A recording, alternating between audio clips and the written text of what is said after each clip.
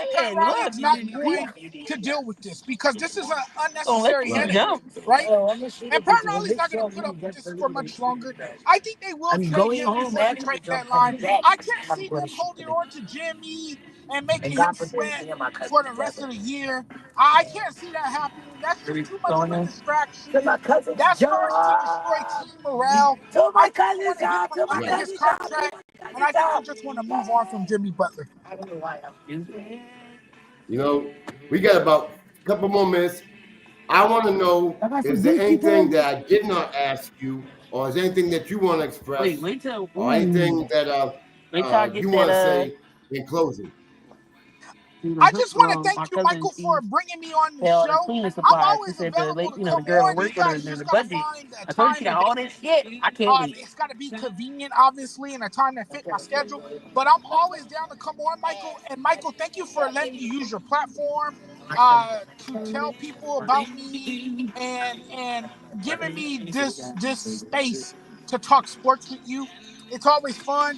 I miss those good old days that we had where we would always talk sports all the time. And I know you're a big basketball guy, and I appreciate you for that. I appreciate what you do on here To have and it. your knowledge, man. But to Knowledge. buy You another know a charger. lot That's about why I had basketball. one when it You, got you you're jacked. on point when it comes to basketball, my friend. So I just want to thank you for having me on No, today. It was I a haven't talked to pleasure. her since that shit. I wanted my I car had a back for lot of that fun line of chatting with communication you. open. And to And the that's that. viewers out there, thank you guys as well. I hope you guys enjoyed every bit of the show. I had a lot of fun, and Nope. it's a Yeah, pleasure to meet you all out there as well. yeah. No, my Michael's a mama good just died. guy. You going, I've this is what known you him do? for a long time now, But I already and beat the game when he she was does all good upset when her work husband was coming and at her everything. And because his Michael, mama died. I appreciate you, man. Thanks for having me on today. That's your feelings. You You got gotta to be judge for now. your If husband right folks want now. to get in touch with you, get on your podcast or learn about your podcast, And I how see do they why you go don't got about no doing it? friends. Yes, so you guys can find me on YouTube. I think that's one of the most active places where I am. Huh? You guys can find me I on mean, if YouTube people want to know, I anytime. got a small ass I circle. did change. I did change some things on YouTube. I'm not just the sports judge anymore. It's called Speaking with Judgment Sports Media. I'll repeat that. Speaking with Judgment Sports Media. Look it up. It's on YouTube. That's my YouTube channel. And you guys can also find me on Instagram, I watched it. Sports The Judge Chicago show. 85. I was having Look me up on anxiety and Instagram, stress watching that Sports shit. Judge 85. And you guys can also find me. I'm not on TikTok anymore because of the whole It was a the whole crossover thing episode. with So the it was band and Chicago everything. Fire PD I and Fire can't all in download the one. app anymore, so I'm not And on I, TikTok anymore. man, I But had you my guys can also anxiety going to find the me east. on Twitter, Sports Judge 85, and also where I'm also most active Thought as I was going to well be mad. I wasn't. is Facebook. You guys can find me on Facebook. Michael knows about the page, the Sports Oh, Judge, yes. the fan page. Find me there as well. So guys, look me up Girl, on I need something Facebook, to roll look my me up gun on to. YouTube, Oh, and look me up on Instagram. that dollar. Judge, thank you for coming on my show. It's been a Thank blast. you. I'm going to get you on again. Thank Sorry you. about the little technical difficulties. But again, I want to thank you for coming on. Take care. God bless. Good luck. God Stay bless. safe. When you go to New Orleans, hit me back. Hit me up when you get back. Thank you so much, my brother. Folks, Thank I you. got my man, the sports judge on my show. He's a great dude. And guys, look out for him. He's going to be doing great things very soon, very shortly. Do you think But I'm folks, I supposed to want to be thank you for scared of you tuning in jumping? to the Sports Corner I'm and the not. Conn Man on the Sports Wave Network. And this is what we do I know, but I don't want to. I up don't in want to here. ever be on We that got the side. sports judge coming on. Yeah. Tomorrow, we have Fitness Friday with the Conn Man, as I have two outstanding guests. We're going to try to delve into inspirational motivation through physical fitness and being healthy and wealthy spiritually. And at 5 o'clock, we are going to have Jazz, herself Jazz. She's into the R&B, hip hop, stepping, and she's going to be doing a damn thing. And then at 6, we got Emmanuela who does the weight training, and she's very special. You guys are going to love her as well as Jazz. And we're going to try to pick it up a notch and get people motivated to become fitness inspired and to have the motivation, dedication, and commitment to get better, feel better, do better. So, How long ago scary movie was? it's Which been one? The a first one, great second night one, with third my one? man, Jonathan Mathis, the sports judge. I tell you guys, he is something else. He's very energetic and enthusiastic, and I'm glad he came on my show. And stay tuned. He's going to come back on I again. will. Hold on. He's going to talk about his experiences covering the Super Bowl. And again, it's an honor and a privilege to have him on my show. So, folks, it's been a great night. Tune in tomorrow night, live at 5. Fitness Fridays with the Conn Man. Folks, take care. God bless. Stay safe. Have a good night. Thank you.